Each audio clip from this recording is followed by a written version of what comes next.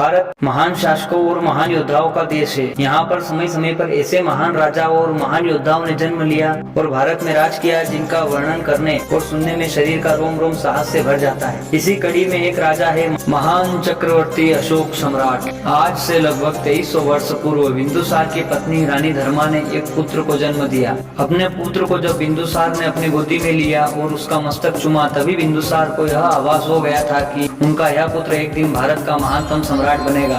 अतः उन्होंने उस पुत्र का नाम अशोक रखा। अशोक यानी शोकों का नाश करने वाला।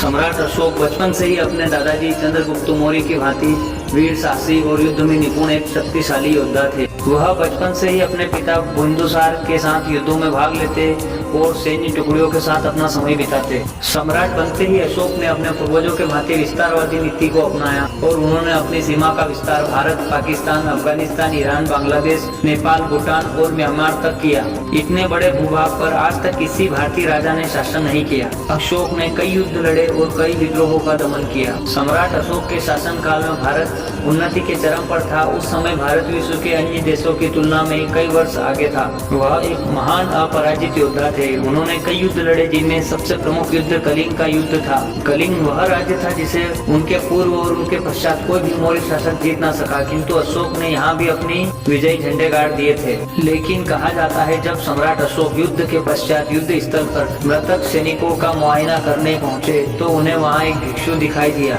जब अशोक उस भिक्षुक के पास गए तो उस भिक्षुक ने कहा, आप भारत के महान सम्राट हैं, आपकी तलवार का सामना दुनिया में कोई राजा और कोई योद्धा नहीं कर सकता, किंतु क्या आप इस नवजात शिशु के प्राण वापस लौटा सकते हैं? यह कहकर उस भिक्षुक ने नवजात शिशु को अशोक के हाथ में दिया। इस घटना ने अशोक को झकझोर कर रख दिया। उनका कठोर हृदय, जिन्हें तीर और तलवार से भी छन्नी करना असंभव था, वह उस भिक्षुक के सामने फूट फूट कर रोने लगा। इस घटना ने अशोक का हृदय परिवर्तित कर दिया। तत्पश्चात अशोक ने शस्त्रों का त्याग कर दिया और दिग्विजय के स्थान पर स्तंभ विजय का मार्ग चुना। हमारे तिरंगे में लगने वाला अशोक चक्र हमें सम्राट अशोक की ही याद दिलाता है। यह अशोक चक्र और 4 सिंह वाला अशोक चिन्ह सम्राट अशोक की ही देन है। सम्राट अशोक की युद्ध नीति उस समय की सर्वश्रेष्ठ युद्ध नीति थी। वह सभी प्रकार के अस्त्र शस्त्र चलाने में निपुण थे। आकर्षक व्यक्तित्व और सुडौल शरीर के धनी थे। लंबे कद के बलवान और बलिष्ठ थे। शस्त्र विद्या में उन्हें कोई पराजित नहीं कर सकता था। कई इतिहासकार तो यहाँ तक मानते हैं कि सम्राट अशोक में इतना शौर्य और साहस था कि यदि वह शस्त्र त्याग नहीं करते तो पूरे एशिया तक अपने साम्राज्य का विस्तार कर सकते थे। किंतु वह समझ गए थे कि किसी देश को पराजित करना केवल वहाँ की सेना को पराजित करना नहीं, अपितु उस देश की आम जनता की आत्मा पर घात करना होता है। क्योंकि जिस कलिंग को उन्होंने युद्ध में हराया था, उस कलिंग की तरफ से केवल वहाँ की सेना ने ही नहीं, अपितु वहाँ की औरतों और बच्चों ने भी युद्ध में भाग लिया था। यह युद्ध इतना भयंकर हुआ था कि सैनिक युद्ध में अपनी सेना और विरोधी सेना का अंतर तक भूल गए थे। दोनों सेना के सैनिक किसी आदमखोर की भांति लड़ रहे थे, जो भी सामने आता उसको खत्म कर देते। इस युद्ध में करीब 1 लाख सैनिक वीर गति को प्राप्त हुए और करीब 1.5 लाख लोगों को बंदी बनाया गया। इतने भयंकर युद्ध में अशोक अपनी युद्ध नीति के कारण विजयी हुए थे। यह युद्ध इतना भीषण था कि इस युद्ध के बारे में सुनकर ही कई देशों ने मौर्य वंश के सामने हथियार डाल दिए थे और सम्राट अशोक का नाम पूरे विश्व में गूंजने लगा था। कलिंग युद्ध के पश्चात अशोक ने बौद्ध भिक्षुओं से दीक्षा ली और उसके पश्चात बौद्ध पंथ का रास्ता चुना। वह एक महान शासक और प्रजा प्रेमी थे। वह अपनी प्रजा और अपने पुत्रों में कोई भेदभाव नहीं करते थे।